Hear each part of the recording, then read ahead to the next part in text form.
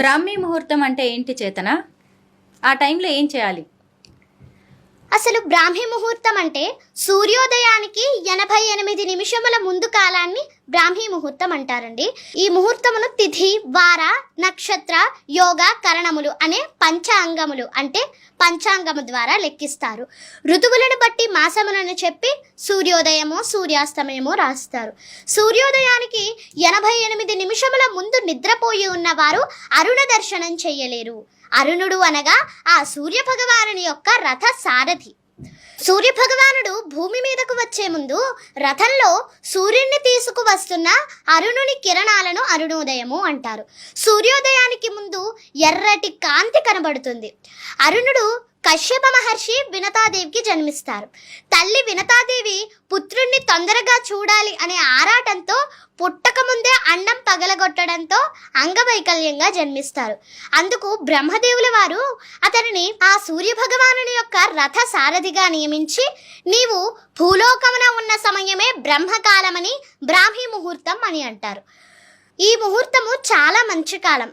అరుణుడు భూమండలంపై ఉన్న సమయంలో చెడు అన్నది ఏ నక్షత్రాలు ఏ గ్రహాలు చేయలేవని వరమును ఇచ్చి ఆ సూర్య భగవానుని యొక్క సప్తాశ్వరథానికి అంటే 7 గుర్రములు కలిగిన రథానికి సారథిగా నియమిస్తారు. అలాగే సూర్య భగవానుల వారు భూమి మీదకు వచ్చే ముందు రథంలో సూర్యుడిని తీసుకువస్తున్న అరుణుని కిరణాలను అరుణోదయము అంటారు.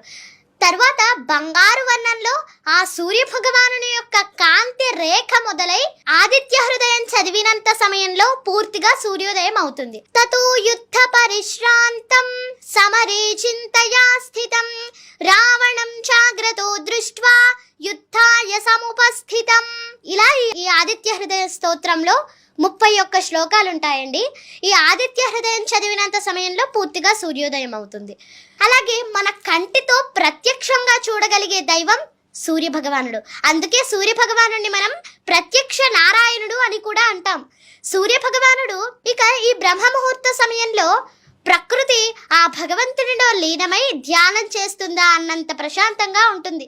గాలి చాలా స్వచ్ఛంగా ఉంటుంది. అయితే ఈ బ్రహ్మ ముహూర్త సమయంలో నిద్రలేచి మనం ఏ పనులు ప్రారంభించినా సకల శుభాలు కలుగుతాయని చెప్తారు. అలాగే ఈ బ్రహ్మ ముహూర్త సమయము పూజలు, జపాలు, ధ్యానం, మంత్ర సాధనకు విశిష్టమైన సమయంగా ఆధ్యాత్మిక పండితులు చెప్తారు. నీలాంటి చిన్న పిల్లలు చదువుకోవడానికి. అలాగే ఈ సమయంలో నిద్రలేచి మనం నిద్రలేవటం వల్ల మనకు మానసిక ఒత్తిడి తగ్గి ప్రశాంతంగా ఉంటుంది. అలాగే విద్యార్థులు ఈ సమయంలో లేచి చదువుకుంటే ఆ చదువు ఎప్పటికీ గుర్తుండిపోతుందని విశ్వాసం.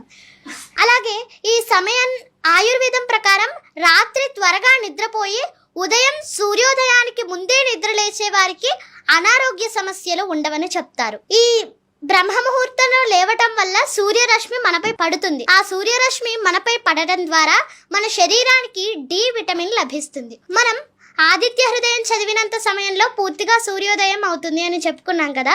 ఆదిత్య హృదయం అంటే ఏంటి చేతన? అసలు ఆదిత్యుడు అంటే సూర్య భగవానుడు.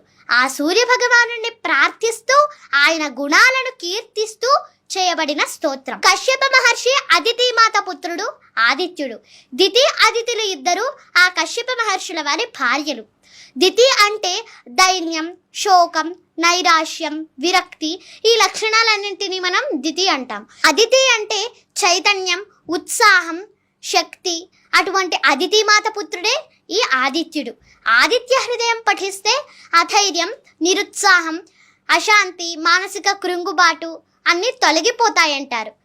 అయితే శ్రీ వాల్మీకి మహర్షుల వారు రచించిన శ్రీమద్ రామాయణంలో యుద్ధకాండలో 107వ సర్గలో రామరావణ యుద్ధ భూమిలో చెప్పబడినటువంటి స్తోత్రం ఈ ఆదిత్య హృదయం. అలాగే ఇక్కడ మనకందరికీ యుద్ధ భూమి అనగానే గుర్తుకు వచ్చే విషయం కురుక్షేత్ర యుద్ధంలో శ్రీకృష్ణ భగవానుల వారు అర్జునుల వారికి భగవద్గీత అనే కర్తవ్య బోధనా గ్రంథాన్ని బోధించారు. ఇక్కడ మనం అందరం గమనించాల్సిన విషయం ఏమిటంటే మన జీవితం అంతా ఒక నిరంతర యుద్ధం.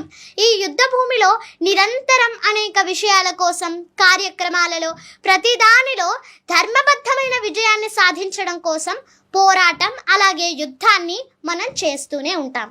ఈ జీవిత పోరాటంలో మనకు విజయాన్ని సాధించే మార్గాన్ని మనకు అందించేటటువంటివే శ్రీమద్ భగవద్గీత, రామ రావణ యుద్ధ భూమిలో చెప్పబడినటువంటి ఈ ఆదిత్య హృదయం అనే స్తోత్రం.